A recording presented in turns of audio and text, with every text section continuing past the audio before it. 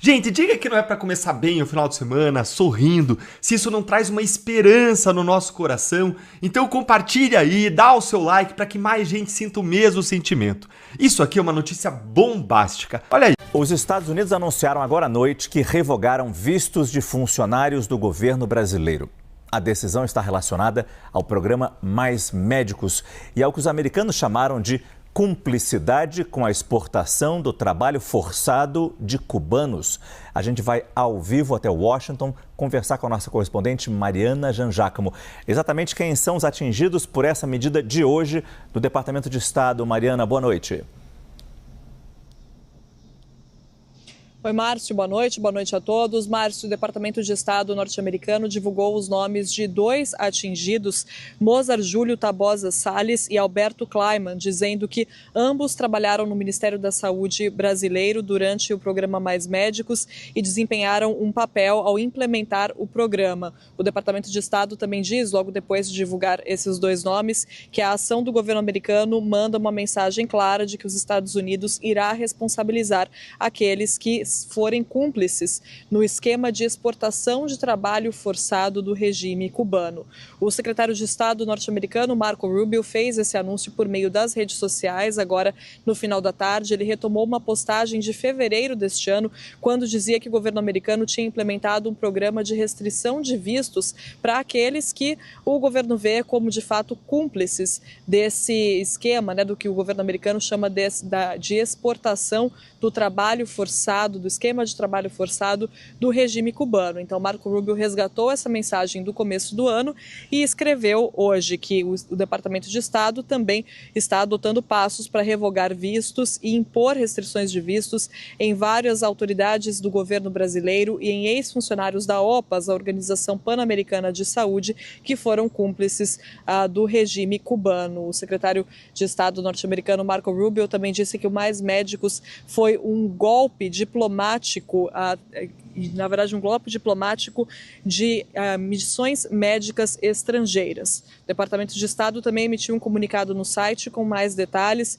dizendo que esses funcionários foram responsáveis ou estiveram envolvidos nessa cumplicidade de exportação de mão de obra do regime cubano, que explora trabalhadores médicos através de trabalho forçado, um esquema que enriquece o regime cubano corrupto e priva o povo cubano de cuidados médicos essenciais. O comunicado continua com o Departamento de Estado americano dizendo que, como parte do programa Mais Médicos, esses funcionários usaram a OPAS, Organização Pan-Americana da Saúde, como intermediária com a ditadura cubana para implementar o programa sem seguir os requisitos constitucionais brasileiros, ajudando Cuba a evitar as sanções dos Estados Unidos contra o país, contra o regime cubano e o que era devido aos trabalhadores médicos cubanos. Essas foram as palavras, então, do Departamento de Estado americano. Márcio. O vídeo a seguir é de 11 de setembro de 2013, antes do Terça Livre existir. Em primeiro lugar, eu gostaria de saber qual a sua opinião sobre o programa Mais Médicos. Primeiro, eu queria falar espanhol em 3 semanas também. Esse governo está fazendo milagre, realmente. Esse programa do governo começou há 1 ano e meio, não começou agora. O próprio senador Humberto Costa, no ato falho, acabou divulgando isso a semana passada. Então, concluo que o senhor é contrário ao programa. A forma como está sendo proposta, sim. Se tem um parlamento aqui para discutir essas questões, e não tudo por medida provisória. E veja também o viés, claro, que é ideológico nessa questão. Se anunciou muito médicos estrangeiros e, na verdade, eram os cubanos que interessavam. Okay? Esse pessoal de fora vem numa condição para cá. O cubano, outra completamente diferente. O pessoal de qualquer outro país do mundo, ele vem para cá de acordo com a nossa legislação trabalhista, podendo, inclusive, trazer seus familiares. Quem é casado, tem filhos, sabe disso. Quão duro é você ficar longe da sua família. Já os cubanos, não. Os seus familiares ficam lá na ilha presídio.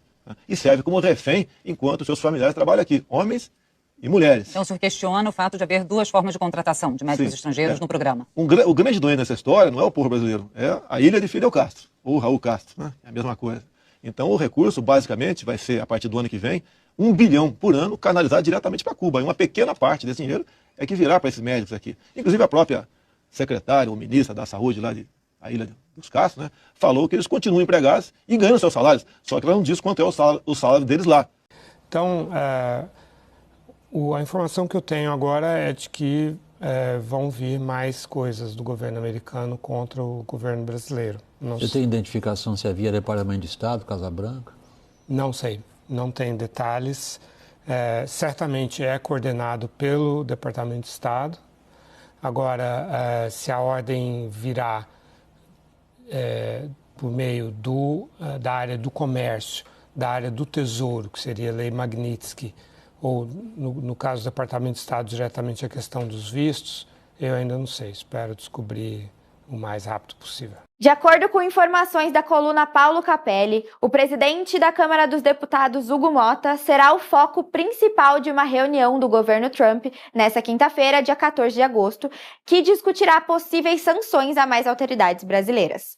O encontro contará com a participação do deputado licenciado Eduardo Bolsonaro e do jornalista Paulo Figueiredo. Mota já estava no radar dos Estados Unidos e voltou a atrair a atenção por não ter pautado a anistia aos condenados pelos atos de 8 de janeiro e por ter recuado na tramitação da PEC do fim do foro privilegiado.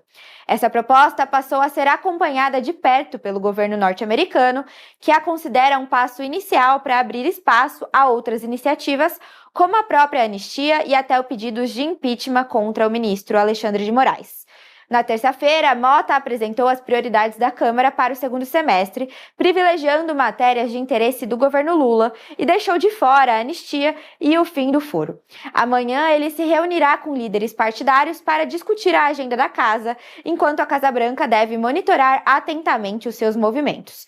Em relação ao presidente do Senado, Davi Alcolumbre, o governo norte-americano demonstrou insatisfação com a sua declaração de que não pautará o impeachment do ministro do STF.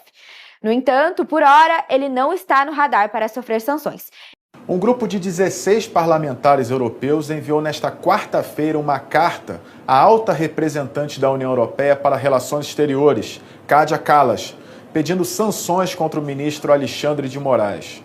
O documento solicita que a União Europeia congele bens e imponha restrições de viagem ao magistrado por supostas violações de direitos humanos e ameaças à democracia.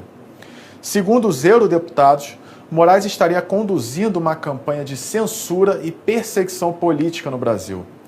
O texto afirma que, em muitas situações, o magistrado tem agido unilateralmente, com poderes que lhe permitem, na prática, atuar como investigador, promotor e juiz ao mesmo tempo. Os signatários acusam Moraes de promover um autoritarismo judicial, comparando suas ações a regimes como os da Rússia e da China. O documento ainda destaca que o ministro teria usado seu cargo para banir Bolsonaro das redes sociais e para proibir terceiros de veicular entrevistas, áudios ou vídeos com o ex-presidente. E pode ter certeza, gente graúda do atual governo Lula também está nessa lista. E isso daí demonstra o quê? Que não adianta você achar que os Estados Unidos vão esquecer. Está tudo acontecendo, está tudo registrado e catalogado. Cedo ou tarde, cada um de vocês do regime vai cair. E além disso, não ache você que saindo do seu cargo, você vai estar a salvo dessas sanções e dessas restrições. Muito pelo contrário. Se você é uma autoridade brasileira e está envolvida em qualquer tipo de violação de direitos humanos, meu conselho para você é: desfaça a besteira que você fez. Essa é a única maneira de te garantir a entrada no maior país, na maior democracia do Ocidente, no farol da liberdade. Mil uma coisa acontecer aí, né, nas últimas horas, ontem também. O Globo, em seus veículos de comunicação, 2 veículos, Valor Econômico e o Globo, trouxeram informações que meio que vão em direções opostas em relação à questão da Magnitsky, em relação ao processo que corre no Supremo por conta do Lindenberg. O Valor Econômico fala assim, ó: ministros avaliam barrar a aplicação da Magnitsky por bancos brasileiros. Ainda não há bloqueio de contas por decisão de instituições locais. Aí o Valor Econômico dizia que ministros do Supremo, consultados pelo Valor, não sei quantos, nem quem, não descartam uma eventual decisão da Corte impedindo a aplicação da Lei Magnitsky por bancos que operam no Brasil se houver bloqueio de contas. Mas o Grupo Globo, uma hora antes, tinha publicado uma matéria um pouco mais longa dizendo: ação no Supremo sobre a aplicação da Lei Magnitsky no Brasil não deve ter decisão no curto prazo. E se amanhã, né, a situação para os bancos começarem, né, a piorar e receberem ultimato, né, resolve aí que tá ruim, vai ou não vai ser no curto prazo? Não sei. O que eu sei é que diz que Zanin tem de interlocutores que não deve conceder neste momento uma medida cautelar para impedir a aplicação no Brasil aos efeitos da norma americana. Segundo executivos do setor financeiro, Se a decisão for na linha de que os bancos não podem cumprir a Magnitsky no Brasil, o Supremo os colocaria no dilema, que seria o quê? Se descumprissem a determinação judicial do Supremo, seriam punidos no Brasil. Se atendessem à determinação da Corte, arriscariam sofrer sanções nos Estados Unidos, o que comprometeria seus ativos no exterior. Todos os principais bancos brasileiros possuem operações nos Estados Unidos ou transacionam usando o dólar. A folha de pagamentos do Supremo é de responsabilidade do Banco do Brasil. E aí, como é que vai ser? Para onde que vai, para onde que não vai? Temos aí, né, um dilema diante de nós. O Igor Gadelha traz informação curiosa também, né, no ponto aí de decisões. Da mesma forma que essa decisão não deve ser tomada no curto prazo, tem uma decisão que até agora também não foi tomada no curto prazo. E o Gadelha destaca isso. O ministro Moraes, que é tão rápido nas suas decisões, ele não perde tempo, dessa vez está quase uma semana aí, né, parado, sem despachos. Moraes segura recurso de Bolsonaro contra a prisão há quase uma semana. E o Gadelha já começa, normalmente rápido para tomar decisões. Moraes segura há quase uma semana o recurso protocolado pela defesa de Bolsonaro para revogar a prisão domiciliar do presidente. Bolsonaro começou a cumprir a prisão em casa na noite do dia 4, por ordem de Moraes. 2 dias depois, os advogados do ex-mandatário protocolaram um recurso no Supremo pedindo a revogação da medida. Segundo fontes do Supremo, o ministro pretende pedir um parecer da PGR sobre o recurso e submeteu o tema aos demais ministros da primeira turma. Até agora, porém, ele não assinou qualquer despacho. E aí? Por quê? Será que a PGR não quer? Como será o parecer da PGR? É para manter? Dependendo do parecer da PGR, né? Talvez o PGR não queira comprar uma briga pro lado dele, né? Fala assim, não, eu tô de boa só em perder o visto. Aqui, a Magnitsky, né? Fica com raiva de mim e vai pra cima de mim também. E o julgamento? Porque se o julgamento for favorável a assustar Bolsonaro, né? Fica bem claro que Bolsonaro, primeiro, foi alvo de censura brutal e absurda contra ele, e segundo, né, o que está acontecendo, uma decisão sem pé nem cabeça, porque Bolsonaro, numa ligação pro seu filho, basicamente deu boa tarde com a Copacabana.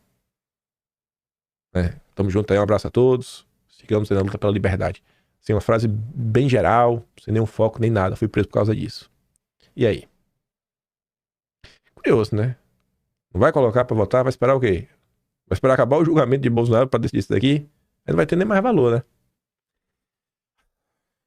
Ainda ontem, aqui de manhã cedo, Malu Gaspar, que vem soltando aí vários bastidores, e é ela que fala da reunião que iria acontecer e não aconteceu.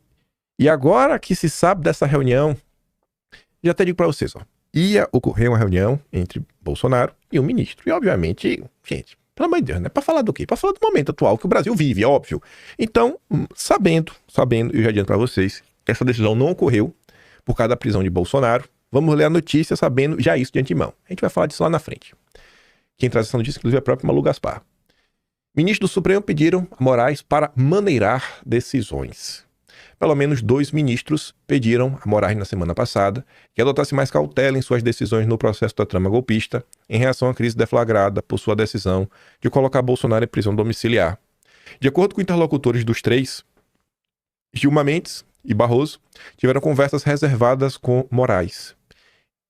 Será que um desses 2 queria se encontrar com Bolsonaro?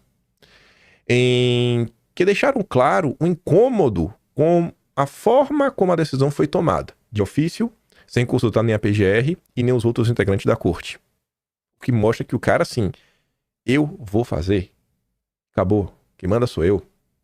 Questionados, Barroso disse que sempre mantém conversas amistosas com os colegas e Mendes afirmou que jamais tratou do assunto com Moraes. Será mesmo? Relatos feitos pelos próprios ministros e interlocutores são de que não houve briga ou discussão, até porque Moraes não reage bem à pressão. O que é isso, né? Não reage bem à pressão. Ele dobra a meta, ele faz o oposto só para provocar. Dada a maior proximidade, porém, deram um toque no colega de Supremo, por assim dizer, um toque. Outros ministros também afirmaram nos bastidores não terem gostado nem da decisão e nem de suas consequências, mas não se sentem à vontade para falar sobre isso diretamente com o relator dos inquéritos contra o bolsonarismo. Moraes, por sua vez, deixou claro aos 2 que não pretende recuar. Quem manda aqui sou eu.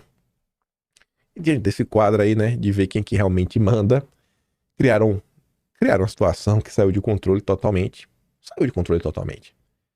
Esse cara, ele é muito fora da curva. O Mário Sabino resolveu fazer uma análise sobre esse caso e a manchete diz tudo. O Supremo se mostra incapaz de controlar Alexandre de Moraes. Eu acho que vocês já devem ter visto ao longo dos anos muita gente se questionando, né? Quem estaria por trás dele, se ele segue ordem de alguém, se alguém manda nele. Há muito tempo eu tô convicto que ninguém manda esse cara. Esse cara faz o que faz porque ele quer. Acabou, quem manda é ele. Noticia-se aqui e ali sobre a preocupação do ministro do Supremo com as sanções do governo Trump adotadas contra as excelências. Soube-se, por exemplo, que Moraes, Zanin e Gilmar Mendes reuniram-se com banqueiros que queriam informar os ministros sobre o alcance da Magnitsky. Ouviram o que todo mundo já sabia, menos os ministros iludidos com a própria onipotência, que os bancos brasileiros não teriam como desobedecer à legislação extraterritorial americana sob pena de serem alijados do sistema financeiro internacional. Ou seja, a ideia quixotesca de decidir que a lei Magnitsky não se aplicava ao Brasil deve ser arquivada. Publicou-se também que Barroso aconselhou seu filho a não voltar aos Estados Unidos, onde morava, depois das férias na Europa. O rapaz era diretor associado do BTG em Miami. Queria eu também, né? Tirar umas férias na Europa. Um dia, quem sabe? Ou não, né? Vai saber. Tomara que Deus me abençoe assim também.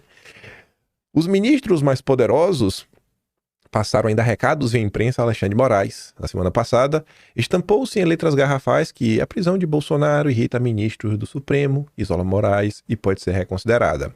Como de hábito, quem passou o recado apareceu logo depois para dizer que não é nada disso, muito pelo contrário, né? Ele conta com o apoio de todos. Há, por fim, as confidências calculadas feitas por assessores, como está hoje publicada pela Malu Gaspar, segundo a qual Gilmar e Barroso pediram a Moraes para maneirar nas decisões relativas ao processo da fabulosa trama golpista. E aí coloca ali um trecho da matéria anterior.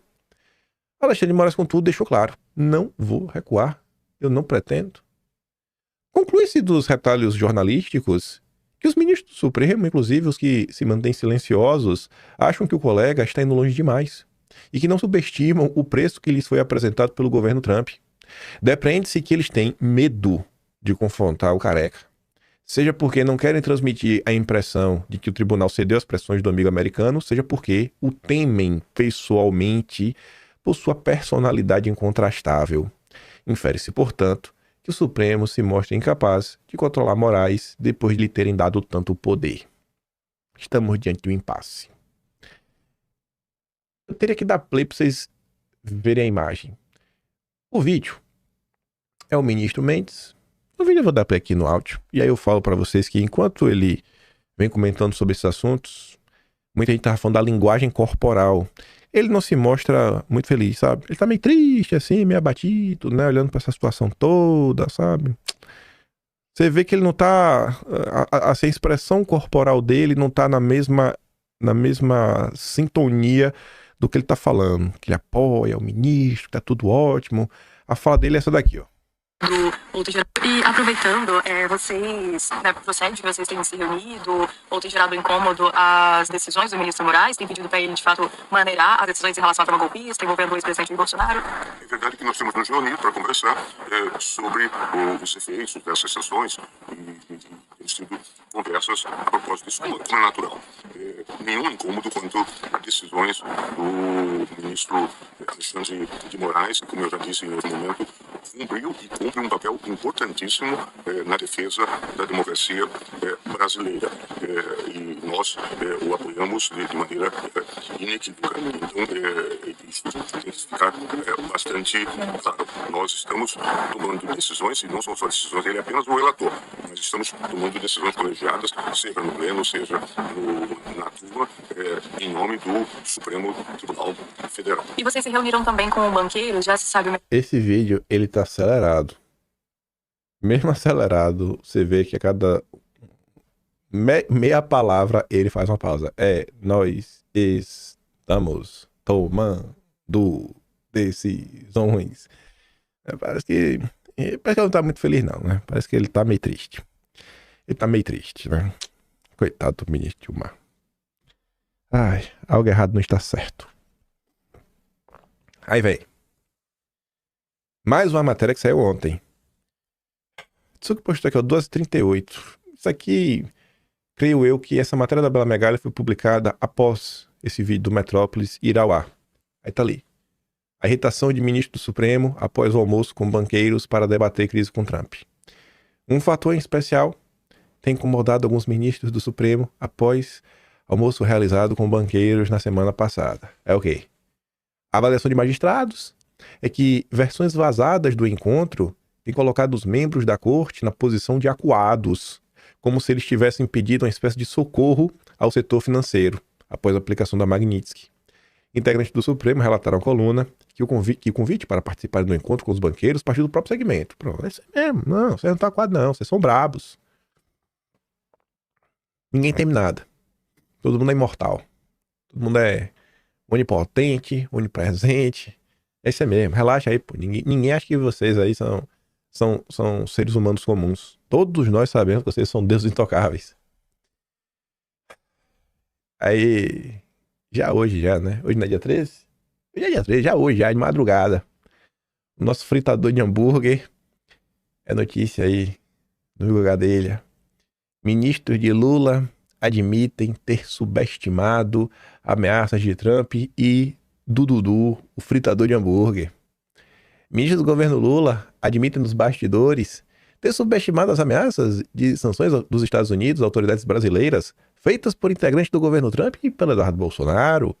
Em conversas reservadas com a coluna, ao menos 2 influentes ministros de Lula afirmaram que pouco tempo antes de serem oficialmente anunciadas, as promessas de sanções eram vistas apenas como bravatas. Pois é, né? Auxiliares de Lula ressaltam que a diplomacia brasileira costumava tranquilizar integrantes do governo federal, minimizando as chances das sanções serem realmente oficializadas pelo governo americano. E foram, né? Aqui começa a ficar interessante. Eu acho que a Malu Gaspar escreveu a nota do encontro de Bolsonaro ao mesmo tempo desta nota, e eu acho que a nota do encontro era para ter sido publicada primeiro. E aí teve alguma coisa, alguma atrapalhada que meio que saiu ao contrário. E vocês vão entender por quê. Essa nota saiu primeiro, 4 da manhã de hoje. O dossiê que Eduardo Bolsonaro vai entregar à Casa Branca. E como eu disse no início, essa nota aqui é inegável que a turma conversou com o Eduardo. Porque senão não tinha, assim, não precisa necessariamente ser com o Eduardo, mas com pessoas que têm acesso a Eduardo e Paulo Figueiredo, ou o próprio Paulo Figueiredo, mas conversou com alguém do entorno. A intenção de Eduardo é demonstrar que, ele diz, né, embora a retaliação tenha impedido Moraes de decretar a prisão da Universidade de Bolsonaro, enfim, a aplicação da Magnitsky e as sanções ainda teve efeito na Corte do Congresso Nacional e que o sistema estaria, na expressão usada por eles, digerindo a ofensiva de Trump. Eduardo e Figueiredo também vão destacar no relatório que Moraes não consultou nem o PGR, nem os colegas mais próximos, o Gilmar e o Barroso, ao determinar a prisão domiciliar de Bolsonaro, ao contrário do que fez em outras decisões. Na avaliação deles, que será exposta nas reuniões, Moraes não fez porque sabia que não teria a aprovação dos principais aliados. Isso aqui vai estar tudo no dossiê que Eduardo e o Paulo devem levar hoje. Ainda no âmbito do Supremo, o dossiê exibirá reportagens que apontam para um desconforto nos bastidores da corte com a postura do relator do processo da trama golpista. Como mostramos no blog, na última terça, Barroso e Gilmar aconselharam o colega a maneirar suas decisões, embora publicamente mantenham uma defesa incondicional das ações do magistrado. A meta é reforçar o governo dos Estados Unidos que a melhor estratégia é isolar Moraes dentro do Supremo, antes de acionar Magnitsky contra outros ministros que já tiveram seus vistos cancelados por Washington ou, posto de outra forma, esperar que o sistema absorva e aceite que Trump não pretende recuar.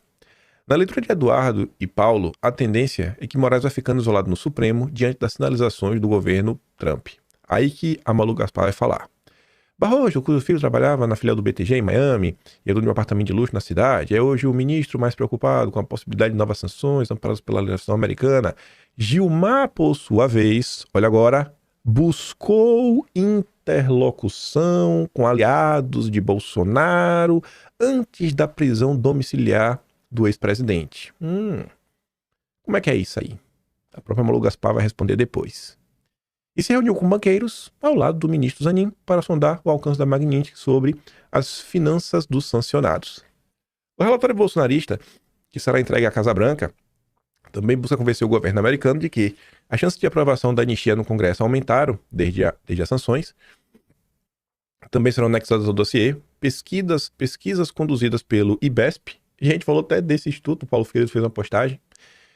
Os dados favorecem a narrativa da direita brasileira em diferentes frentes e indicam, por exemplo, que a sanção contra Moraes via Magnitsky encontrou menos resistência na sociedade do que o esperado, 42,6% são favoráveis, 43,5% contrários, o que refletiria uma sociedade dividida. Eduardo também irá explorar os cenários da eleição presidencial sondados pela empresa. Na pesquisa estimulada, Bolsonaro inelegível até 2030, após a condenação do TSE, aparece na liderança, 37,6% contra 28,4% de Lula. Esse recorte será usado para alimentar a versão de que Bolsonaro é perseguido politicamente enquanto lidera as pesquisas de intenção de voto. Tá vendo aí, né? Quem que defende Bolsonaro? Quem tá mostrando a força de Bolsonaro no final do dia? Os seus grandes aliados aí na política, Centrão, Valdemar, esses querem Bolsonaro preso. Bolsonaro, elegível, candidato, só o Eduardo. E o Paulo, né, que tá com o Eduardo. Em outro cenário, Eduardo aparece com 21,3%, empatado com Lula, 22,4%, e à frente do Tarcísio com 19,6%, que é a imagem que a gente mostrou acho que ontem.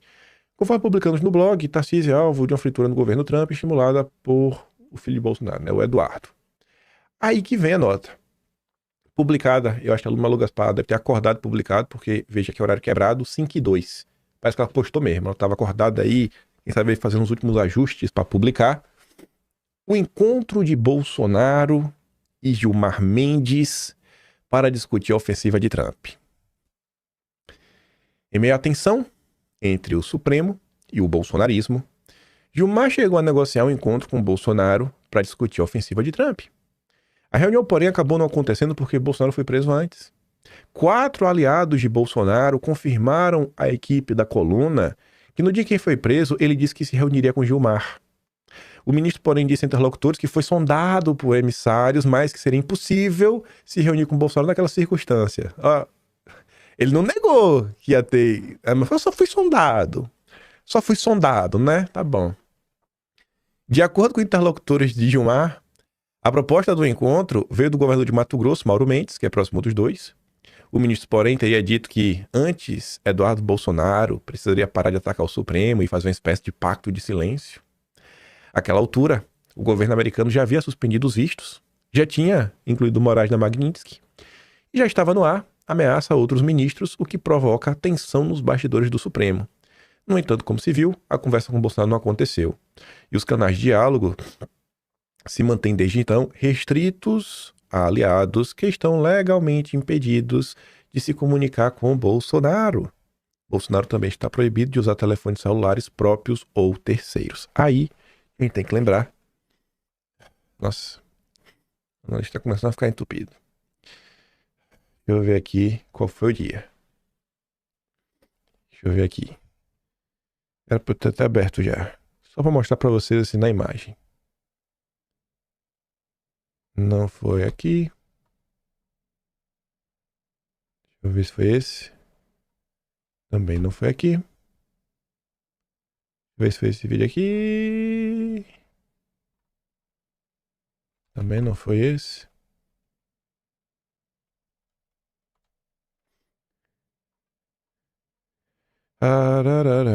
Deixa eu ver. Acho que foi esse aqui, deixa eu ver. Foi esse? Eu vou ter que dar uma pausa para não ficar perdendo tempo de vocês. Deixa eu dar uma pausa pra olhar direitinho. Pera aí. Pronto. Se liga aqui, ó.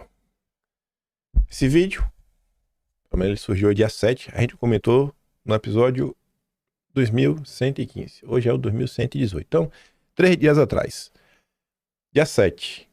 Bolsonaro foi preso dia 4. Então, o encontro seria o quê? Bolsonaro iria se encontrar, quem sabe o que, no dia seguinte, depois. Então, seria do dia 5 em diante.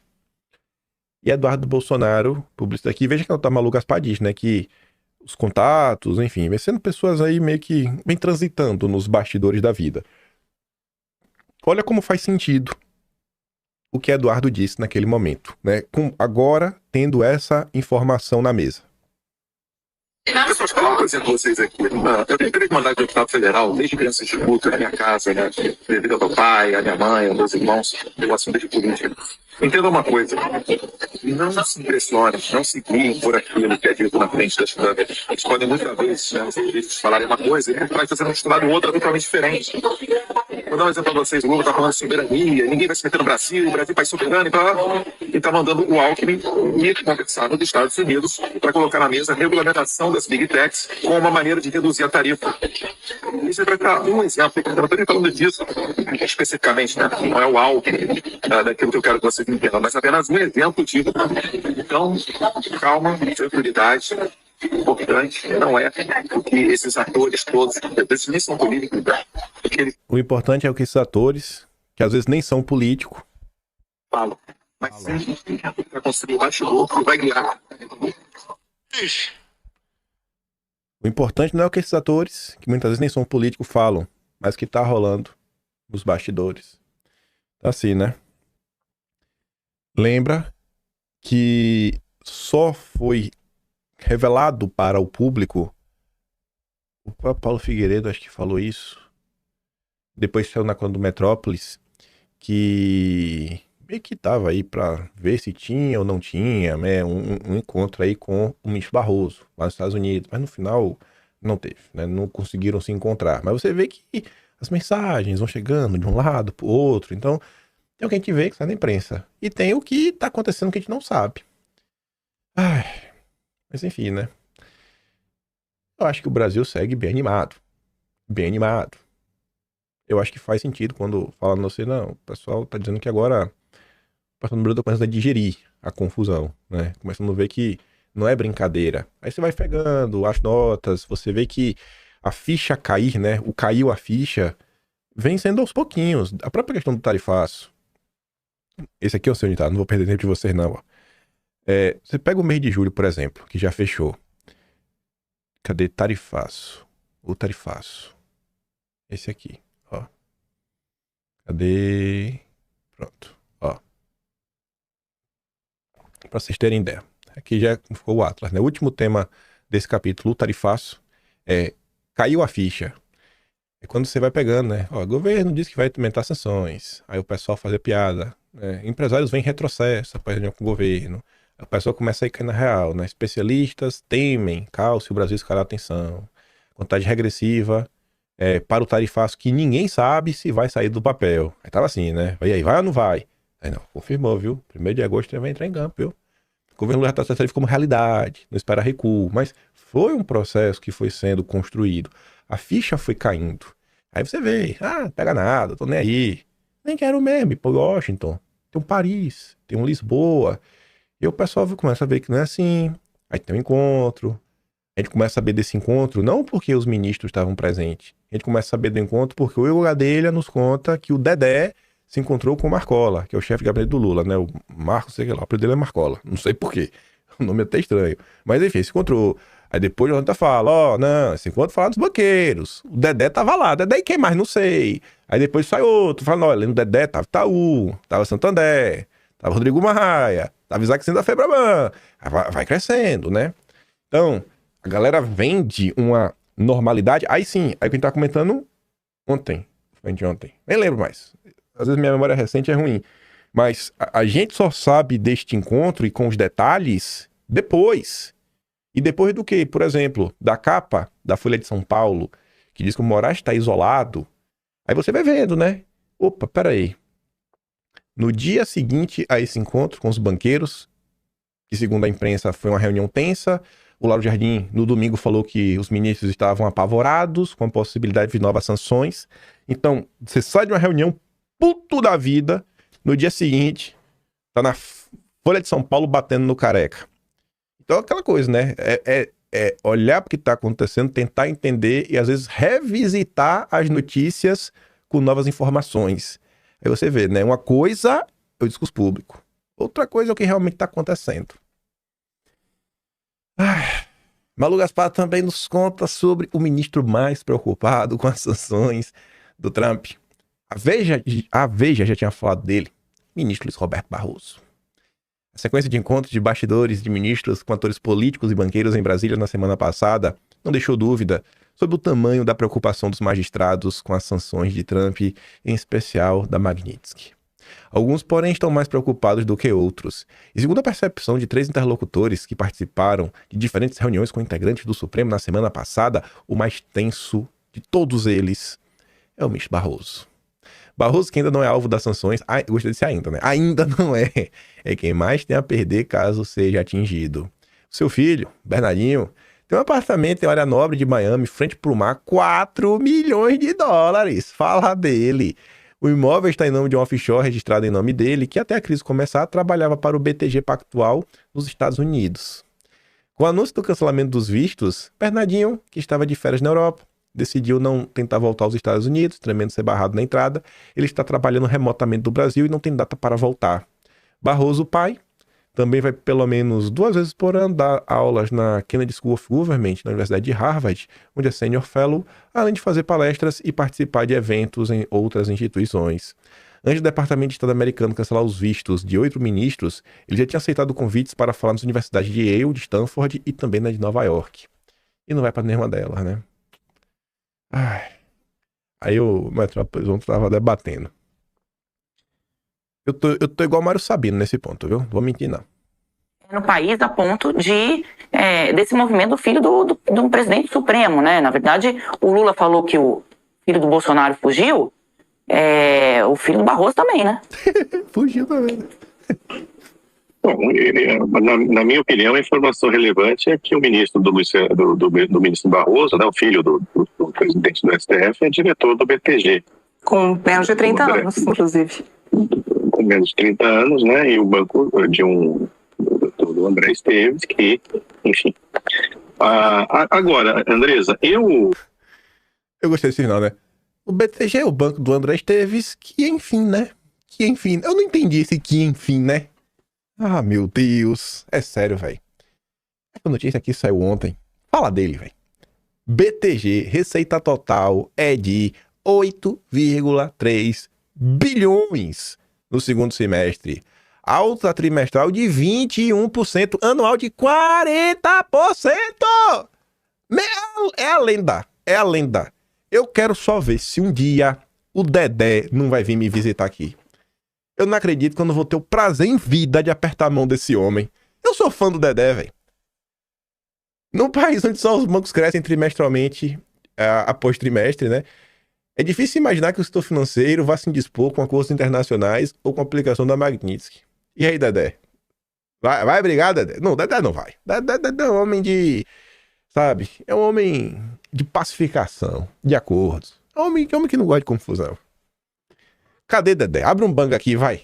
Pra tu vir aqui, pra gente conversar. Pra você me contrata aí, Dedé. Eu quero ser diretor também. Quero ser diretor. Você não pode botar de faxineiro também. Vou ser faxineiro do BTG aqui de Brisbane. Já pensou eu lá? Gravar dentro do BTG. Falei meu programa lá dentro também. Agora eu também quero. Quero só ver se não vai ter uma filial na Austrália. Dedé, me contrata. Quero trabalhar no BTG. Vai ser minha meta de vida. Um dia trabalhar no BTG com o Dedé. Eu e Dedé, nós dois. Pra cima e pra baixo. Já pensou eu em Davos com o Dedé? A gente lá, defendendo juntos? O crédito de carbono, né? Controle social, censura. Nossa, velho. Vai ser um momento, o ápice da minha vida. Que homem, viu? Que homem. O Dedé é uma, né? Enfim, né? Como diz o Mário Sabino, né? O André Esteves, né? Que, enfim. Aí vem a Bela Megali, hoje de madrugada também. Você vê que a Globo tem todos os bastidores do que se passa. Sobre Trump, tom de embaixada dos Estados Unidos no Brasil não vai arrefecer. Se ainda existia entre membros do Itamaraty e do próprio governo Lula a expectativa de que o tom adotado pela embaixada dos Estados Unidos no Brasil, né, fosse arrefecer, essa esperança já caiu por terra. Integrantes do governo americano têm deixado claro em conversas com interlocutores brasileiros que as postagens feitas nas redes sociais, como aquelas críticas ao Alexandre, seguirão a todo vapor. As convocações feitas até o momento, o encarregado de negócio dos Estados Unidos, Gabriel Escobar, para dar explicações sobre as mensagens, não tiveram efeito. Quando chamaram esse pessoal, com todo mundo cantando de galo, quer fazer, quer acontecer e tudo mais, Eduardo e Paulo falaram, né? Eu não quero ser chato, mas acho que vocês estão seguindo pelo caminho errado. Os Estados Unidos estão dispostos a dobrar a aposta com novas comunicações críticas ao magistrado e outras autoridades brasileiras, conforme relatos colhidos pela coluna. A gestão Trump admite inclusive o risco de Escobar sofrer uma represália maior do Itamaraty e até ser expulso do Brasil. Existe, no entanto, a avaliação que o próprio Ministério das Relações Exteriores não irá esticar a corda para não colher reprimendas por parte da gestão Trump contra a embaixadora Maria Luísa Ribeiro Viotti, que fica em Washington. Desde o início do ano, Escobar foi chamado 3 vezes para dar explicações ao governo brasileiro. E um ponto aí que eu acho que ainda não foi digerido: essas pessoas se gabam tanto de serem iluminadas, super inteligentes e tudo mais. Não é a administração Trump que não vai baixar a cabeça. Não é a administração Trump que vai aliviar. Os Estados Unidos, há décadas, se propõem a ser uma espécie de xerife do mundo. A ser o grande império que manda e desmanda. Não tem como um país exercer essa função se ele baixa a cabeça. A força, né, para você ter força, você realmente tem que utilizar a força. Eles deviam olhar o próprio exemplo do coleguinha deles de corte, que sempre faz questão de mostrar toda a sua força, para entender que os Estados Unidos sempre agiram dessa forma. Então, eu acho que isso aí, essa bobagem de ficar pagando para ver, sabe, de ficar gritando, lacrando na imprensa, ficar dando notinha, ficar falando tá tudo bem, tudo maravilhoso, e não sentar para resolver, eu acho que isso não ajuda em nada. A história do mundo, fora a própria história brasileira, mostra assim, cara, senta e resolve, irmão. Senta e resolve, porque tá ruim para todo mundo.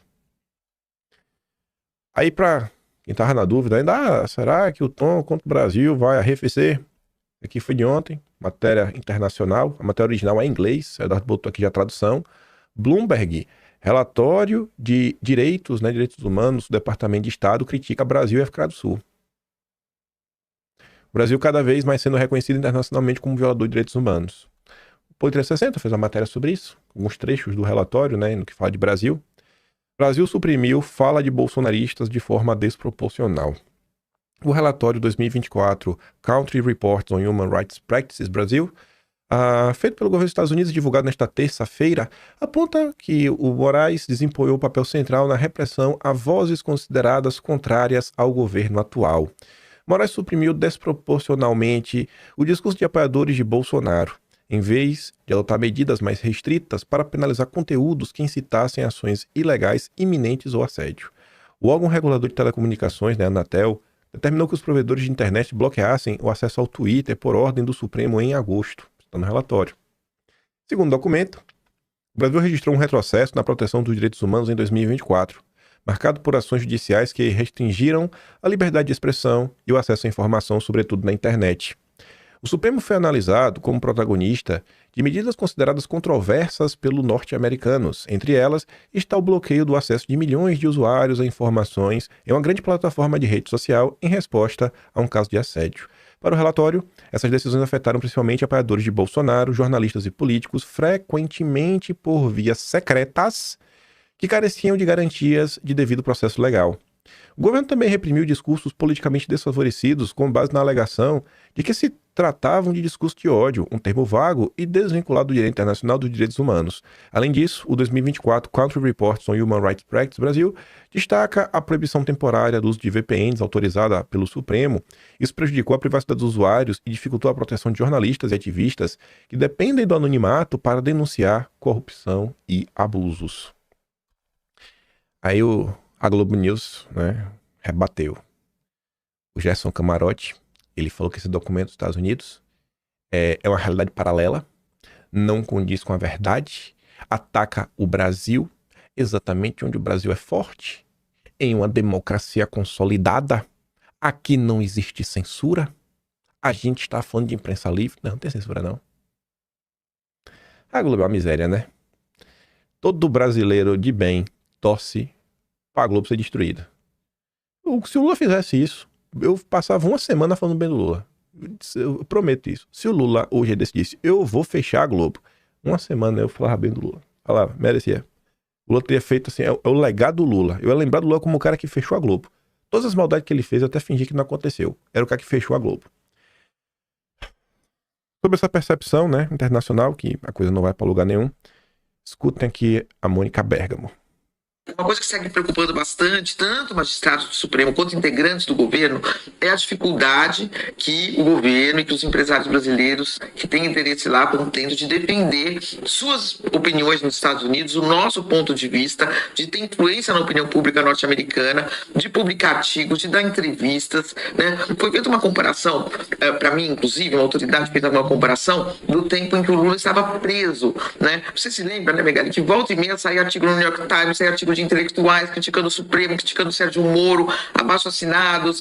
Existe uma mobilização muito grande internacional para defender o Lula, para criticar aquela prisão. Dessa vez, com exceção da entrevista do próprio presidente Lula ao New York Times, né, o que abundam na mídia americana são textos e mais textos contra o ministro Alexandre de Moraes, né, do Supremo Tribunal Federal, como se ele fosse um ditador comandando o Brasil, como se a gente vivesse num regime autoritário, sem que um outro ponto de vista seja contemplado, sem que o governo consiga defender o ministro, sem que o Supremo consiga defender o ministro, sem que haja uma defesa da democracia brasileira, né, sem que se consiga levar o ponto, o ponto de vista, os fatos de que o ministro Alexandre, por mais que se possa criticar os seus atos, e ele é muito criticado, inclusive aqui dentro do Brasil, né, inclusive dentro do próprio Supremo, mas ele é um ministro indicado numa democracia, um juiz que tem autonomia, que pode dar as decisões que quer, tem legitimidade para isso, tem mandato para isso, e essas decisões podem ser revistas por um colegiado, ou seja, não existe absolutamente nenhum paralelo com nenhuma ditadura. Mas esse ponto de vista não chega na opinião pública. Eu conversei até com uma americana, né? Eu conversei até com uma pessoa do governo brasileiro envolvida nas tentativas de negociação com o governo Trump, que diz que sim, que há essa dificuldade, né? Mas que é difícil, tá complicado. Que na época do Lula era mais fácil, porque o Lula era uma liderança de décadas e décadas, com muitos amigos, com muitas alianças no exterior, em torno da personalidade dele, daquela situação dramática de prisão, né? Mas que agora está muito mais diluído isso, né? Então há essa dificuldade e há essa preocupação, Megali, de uma falta de espaço para um outro ponto de vista sobre o Brasil também ser divulgado lá.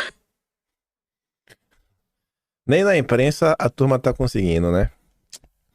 Ah, Jesus. Mas vamos lá. A gente falar do caso do seu Felca aí rapidinho, mas começando por isso daqui. Tava passando ontem no Twitter e eu vi a Gringa Brasília comentando aqui de um caso. Um grupo aí ligado à esquerda, né? Obviamente, a esquerda globalista, chamado Projeto Brief. E aí, esse projeto, ele tem uma parceria ali com o Quid e tudo mais. Ela fez aqui um card, mas ela fala assim, ó.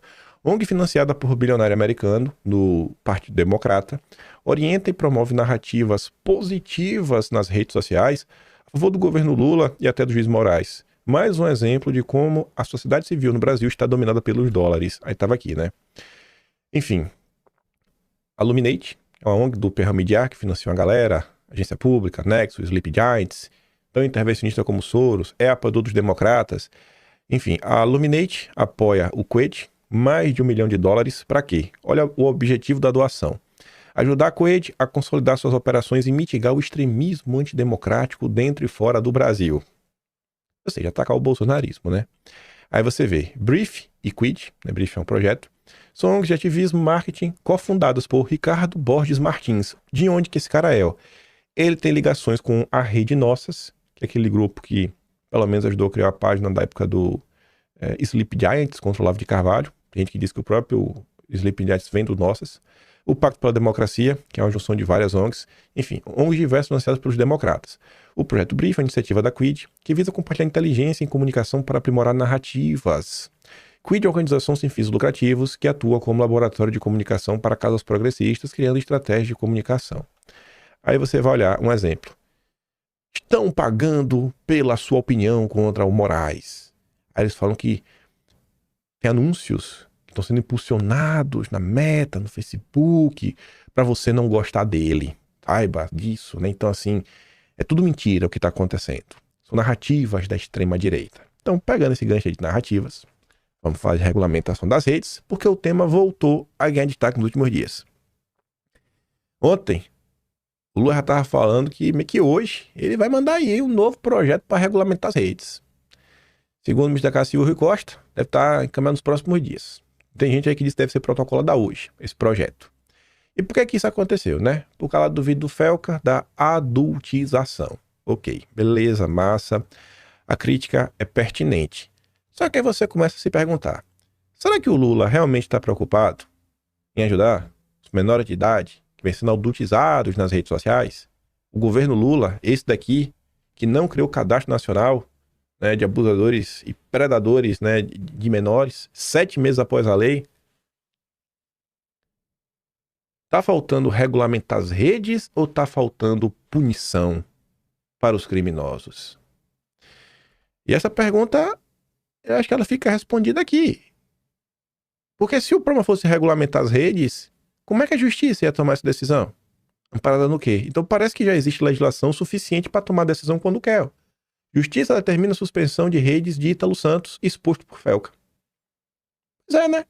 Não precisa regulamentar as redes para isso acontecer.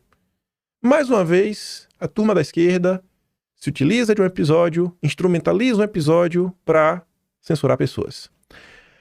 Aí você fica, né, se questionando. Esse episódio do Felca. Felca está sendo usado ou Felca é parte do esquema? Você vê que a coisa é estranha ao ponto que até o Brasil 247 percebeu que tem algo estranho. Essa matéria do Brasil 247 é de ontem. Influenciadora bolsonarista denunciou Ítalo Santos 1 ano antes de Felca e ela foi alvo do judiciário. Ao invés do judiciário ir pra cima do Ítalo Santos, foi pra cima da influenciadora. Quem é? A Antônia Fontinelli. O Ítalo Santos é esse aqui, ó. Justiça determina a suspensão de redes do Ítalo Santos. Por que a justiça só foi atrás do Ítalo Santos agora? A mesma justiça que perseguiu a Fontinelli, hein? E você fala, mas quando é que foi isso? Eu vou ter que acreditar no Brasil 247? Não, pode acreditar na Globo. Ali, ó. Justiça pede remoção de vídeo de Fontinelli sobre o influenciador Ítalo Santos. Fontinelli fez acusações ao influenciador insinuando ele de sexualizar menores e afirmando que acionaria o Ministério Público. Conteúdo deve ser suspenso até 24 horas. 6 de dezembro de 2024. Quando o Fontinelli denuncia, ninguém liga. Agora, quando o Felquinha, amigo do Felipe Neto, fala, todo mundo fica assim, né? Estranho, né, esse processo? Mas tudo bem. Aí você vê, esse aqui é o vídeo. Eu mando lá pra vocês escutarem, um vídeo meio pesado, né, as falas da Antônia Fontinelli. Então, pra evitar problemas com a plataforma, eu mando lá no Telegram, vocês podem dar play, vocês escutam lá. Aí você vê, né? Isso daqui eu tenho que vocês entendem muito bem. O Ebert diz assim, ó, sim, a turma que coloca a criança, né, no caso, peladão do museu, faz show do cavalo taradão na escola infantil, promove funk como cultura, defende substâncias que deixam você biruta, meu corpo, minhas regras, mudar, né, o jeito que você nasceu, sem consentimento dos pais. É essa turma que quer regular as redes sociais para proteger as criancinhas. Confia. Aí o pessoal, por exemplo, relembrou um episódio que teve lá no programa da Globo. Eu nem lembro qual era, da Dona Regina, que foi na época aí do peladão no museu. Vou até colocar aqui o áudio, pra vocês se lembrarem na época, né? Que pegou todo mundo em choque. Porque a Globo colocava, né? Tema virou alvo de polêmica. Polêmica. Nenhuma pessoa em sã consciência viu o ocorrido e não ficou chocado. Só a Globo, que acho que é de boa. Escute só. Tá com alguém na plateia, não é isso? Aqui. Que é contra? Isso, dona Regina, a senhora me falava agora, a senhora não é bem a favor, por quê? Me explica. Eu não sou contra a arte que foi exposta, mas sou contra a exposição da criança ali daquela forma. Mesmo tendo lá o aviso que tinha, né? A parte dos pais e tal, mesmo tendo esse aviso de cautela. Eu sou contra essa mãe que levou a criança lá, porque a mãe, tudo bem. Um adulto, né? Tudo bem. Mas a criança, eu acho que... Será que foi preparada essa criança? André, pra você, o que você acha isso aí? O que você acha, André? A senhora diz exposta ao quê? Hã? A criança foi exposta ao quê? É ao nu mesmo. Mas... E tocando ali, pra quem assistiu, não foi legal. Quem estava em casa, como eu. Entendeu? Mas... Eu não quero. O povo não quer nem comentar. Esse episódio foi assim, um absurdo sem tamanho. Esse caso foi um absurdo sem tamanho. Essas são as pessoas que estão chocadas com as denúncias do Felca. Aí você vê. Olha quem tá apoiando o Felquinha. O Sleepy Giants. Tá bom, né? Normal. Nada estranho por aqui. Sim. Concordo aí. Realmente vocês são muito bonzinhos. Felquinha já tá na Globo agora. Tá lá com o Serginho Grossman. Daqui a pouco, eu não sei, vai lá pra Fátima Bernardes. Vão nem comentar, diz o Cid Nelson, né? Fazer igual o Mário Sabino, né? O André Esteves lá, enfim, né? Que enfim. Aí, mais questionamentos. Por que a assessora do Felca apagou a sua conta no Twitter? Quem garante que essa menina é assessora do Felca? Tá bom, tá aqui, ó. Esse é o perfil dela, Santino NSS. Aqui o perfil dela também no Instagram. No Instagram você vê aqui, ó, tá? Ela @felcastudios.com, né? Funcionária do Felca. Ela tem postagens muito estranhas, como por exemplo essa daqui, que ela acha que o abuso, né, de menores não é um crime. É uma doença. É um transtorno. Né? Você vê aqui, ó, PEDOFI, LIA, é transtorno, não crime, né? Tá bom. Assessora do Felca, que coisa. Aí, gente, independente disso daí, acho que a maior parte de vocês já tem uma opinião sobre esse caso. A Gringa Brasília ontem, ela compartilhou essa postagem, ela deu RT isso aqui lá atrás, em 2023. E foi uma coisa que me passou batido em 2023. E pra mim isso aqui segue mais atual do que nunca. Talvez muito mais atual do que nunca. Olha pra isso daqui. Uma postagem. A postagem original é do Pedro Abramovay, vice-presidente mundial da Open Society do Soros. E o Pedro Abramovay está sendo compartilhado pela Open Society Brasil, ou seja, a ONG do Soros no Brasil. Olha o que o Pedro Abramovay falava que deveria ser uma das prioridades, né? É hora de rever o marco civil da internet. O que é que o Supremo Tribunal Federal discutiu? Inclusive modificou. O artigo 19, não foi? Do marco civil da internet. Olha que coincidência, né? Uma agenda definida pela turma do Soros avançou no Brasil. Que coisa, né? Que coisa. Lembrando que o Pedro Abramovay fez parte da equipe de transição do governo Lula. Que o Pedro Abramovay, inclusive, foi denunciado pelo Elia Jabbour por participar não só da transição, mas na confecção de alguns discursos do Lula e de influenciar. O Elia Jabbour dizia que tinha pelo menos um membro da Open Society em cada um dos grupos de transição do governo Lula. O secretário do governo Lula de políticas digitais é o João Brant, que tem ligações com a Open Society. Bolsista, né? Curioso isso, né? Coincidência, né? 17 de março de 2023. O governo Lula recebe ou não recebe ordens internacionais? A Gringa Brasília também deu RT nela nessa postagem aqui, ó. Vejam isso. Lembram que falei que regulamentar as redes digitais é pauta dos Estados Unidos da Open Society? Aqui o Brasil Institute, agência do governo dos Estados Unidos. Nesse episódio, o Brasil Institute, agência pública, discutem que depois da rebelião de 8 de janeiro em Brasília, regulamentar redes está no centro do debate. E que grupo é esse, né? Esse tal Brasil Institute. Aqui, ó. Latin America Program, ou seja, é o programa para a América Latina. Do que, né? Do Brasil Institute. Quando você vai na bio olhar, esse programa é programa de qual grupo? Qual grupo é esse? O Wilson Center. O Wilson Center trabalhando ao lado da agência pública para regulamentar as redes sociais. 29 de março de 2023. Onde foi que vocês viram o Wilson Center? Aqui, ó. Conhece o Mike Benz? Conhece as denúncias do Mike Benz? E se eu não me engano, no quadro completo do Mike Benz também aparece agência pública, se é que não é esse negócio aqui, né? Olha que coisa, né? O Mike Benz denuncia o Wilson Center, que desde março de 23 defende que tem que censurar as redes sociais no Brasil. E o que ele acusa o Wilson Center, né? Que de ser o complexo da censura. Coincidência, né, gente? Pura coincidência. Enfim, coisas que seguem acontecendo no Brasil. Antes de avançar aqui, ontem teve um áudio do Vieira, né? Um novo áudio aí que foi revelado pelo Talhaferro. Quem deu essa nota aí foi o Paulo Capelli do Metrópolis. Eu não trouxe no vídeo de hoje por uma razão. Um dos assuntos mais importantes do dia de ontem. Porque até o presente momento não tive tempo ainda de trazer em vídeo. Porque como eu tô dando, assim, sempre tentando cobrir tudo que tá acontecendo em relação a essa questão Brasil, Estados Unidos, sanções, Magnitsky e tudo mais, às vezes não tá sobrando tempo. Tô focando isso daqui. Então, eu acho que não faz sentido trazer essa questão do Ayrton Vieira, que saiu ontem, sem falar primeiro da Vaza Toga. seria até uma falta de educação com a Agape, com Oliveira, com o Schellenberg, todo mundo que publicou as notas que saíram. E eu já adianto para vocês, os mais interessados, o Agape, ele comentou sobre o áudio vazado de ontem, ele já trouxe alguns questionamentos e ele traz uma contextualização, mostrando, olha, esse áudio é do dia 14 de janeiro. O que é que aconteceu no dia 14 de janeiro? E aí, ele fala sobre o conteúdo da Vaza-Toga, que eles acabaram de publicar, conectando, né, o que está sendo descrito nesse áudio, o dia desse áudio, com o que está na Vaza-Toga. Então, no Atlas vai entrar com certeza. Mas eu acho que vai ter algum dia da semana aí que eu vou ter que deixar de comentar sobre o que está acontecendo pra gente falar da Vaza-Toga. Falar de forma organizada, né? Pra transformar em vídeo tudo bonitinho, em ordem, início, meio, fim.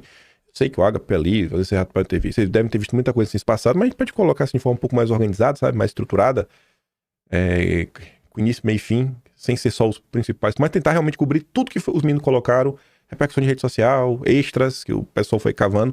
Ver se a gente faz ou talvez um segundo vídeo no dia. Talvez o segundo vídeo no dia, no final de semana, sei lá, tento fazer, vou juntando ao longo da semana, deixo meio que pré-pronto. Aí eu gravo e falo, ó, sábado, aí eu boto de noite, não sei. Mas acho que eu deixo de comentar, sabe? Se eu vou pular um dia, pior que se pular um dia, a coisa também acumula. Talvez a minha opção seja gravar 2, mas vai ser um cansaço também, né? Enfim, eu começar a resolver isso daí. Como é meu, né? Óbvio, eu tenho que dar conta disso. Só para não perder também aqui, né? Ainda no ramo da questão, nem lembrar que ainda tinha esse, antes desse aviso. Ainda falando de regulamentação das redes, ó. 8 de abril de 2024. Ela comentava aqui, né? Quem estava a favor. E pegando até o gancho do Mike Pence. Você vê, 19 de março de 2024. O diretor da CIA veio ao Brasil para falar de combate à desinformação. A CIA estava aqui em 2024. E você vê quem defende também, né? O Valfrido Vardi, que o ERRET é uma parceria com o Global American, né? Enfim, que ela tem ligação também com o NED, que o NED cadê a imagem aqui do Mike Pence, né? Então o NED tá logo aqui em cima, né? Junto ao lado da CIA e tudo mais. Então assim, são coisas que vai acontecendo e tudo mais. Aproveitando aqui esse episódio do Felca, eu tava passando no Twitter e não tem como não ver isso daqui. O brasileiro médio sobre política, né? O ser humano comum. Com certeza a Mari Miller deve acompanhar a política de perto. Aí diz, né? Após não ser de Felca, né? Tabata Amaral apresenta projeto para proibir monetização de conteúdos, crianças e adolescentes e tudo mais. A Mari diz assim, ó. Mesmo ela sendo mulher, acredito que é uma boa candidata caso o Bolsonaro não se recupere. Ela poderia ser vice da Michelle ou um dos filhos do capitão. Tá pra vocês isso? Uma pessoa na direita que não consegue compreender quem é a Tabata Amaral. Meu Deus, aí é de doer, viu? Ai. Às vezes é difícil compreender. A maior parte de vocês que acompanham todo dia, né? Você fala assim, cara, como conversar com uma pessoa que não sabe de nada, que tá no zero? É difícil, é difícil. É difícil. E só para encerrar o vídeo de hoje com a atualização, que é muitíssimo importante. Após a turma aí, né? Batendo o peito, gritar, fazer acontecer. A dupla aí, mão mole com a Angélica, vou de táxi, que faz, que acontece. Arthur, bandido, que me paga também, que me financia. Aí no final de semana a gente falou sobre isso. Aí o Bretas falou, né? É por isso aí que o Kim, como é que ele bota ali, ó? Se refere a mim com alguma aspareza. E ele falou que ele conhece a fundo o caso do Arthur. E o Arthur se colocou disponível. Falou, irmão, você estuda aí. Escolhe aí um canal. Só fala aí o horário que eu vou estar lá. A gente debate. Faz sabatina. Tô aí, velho. Vamos debater. Vamos debater o caso. Vamos debater o caso. Ver se eu sou bandido mesmo. Ele se colocou disponível. Falou, pode chamar qualquer um. Pode chamar até o Bretas também. Falou pra Angélica. Aí o Bretas mandou uma mensagem no privado da Angélica, falando assim, ó. Bom dia, Angélica. Assim como tenho respondido a outros réus de que, de alguma forma, atingidos pelo meu trabalho na Lava Jato, eles pretendem se reabilitar publicamente debatendo comigo, eu não participo desse tipo de debate, né? Ele tá falando do Paulo Figueiredo. A pessoa que você menciona foi presa por razões fartamente descritas na decisão que se baseou em investigação da PF, do MPF, força-tarefa da Lava Jato. Não falo mais sobre isso, abraço. Pois é, né? É fácil chamar os outros de bandido. Na hora de explicar porque os outros são bandidos, a turma vai embora. Nossos amigos da direita intergaláctica, velho, são demais, viu? a grande direita intergaláctica não cansa de, né, de me presentear com essas pérolas. Meu Deus do céu. Todo santo dia, véio, é alguma acusação. Todo santo dia, acusação ou de coisas que eu nunca disse, ou distorcendo coisas que eu falei, e enfim, né, inventando absurdos atrás de absurdos. Mas é isso, né? Quando a gente rebate, a gente tá dividindo na direita. Ah, meu Deus do céu. Eu fico por aqui, vou mandar todos os vídeos que eu dei play. Veja lá a feição do ministro Gilmar, ele não tá muito feliz, entre outros. Mandar o do Antônio Fontenelle quando dei play, mandar o do Telegram também. O link tá sempre aqui na descrição. E se gosta do meu trabalhinho, quiser dar um pouco mais, né? Passa membro do canal, tem um botão de valeu, tem um Patreon na descrição e tem um Atlas Brasileiro, kimvem.com.br. Vejo vocês amanhã e fiquem com aquele grande beijo, abraço, tamo juntos. Valeu, meus amigos. Fui!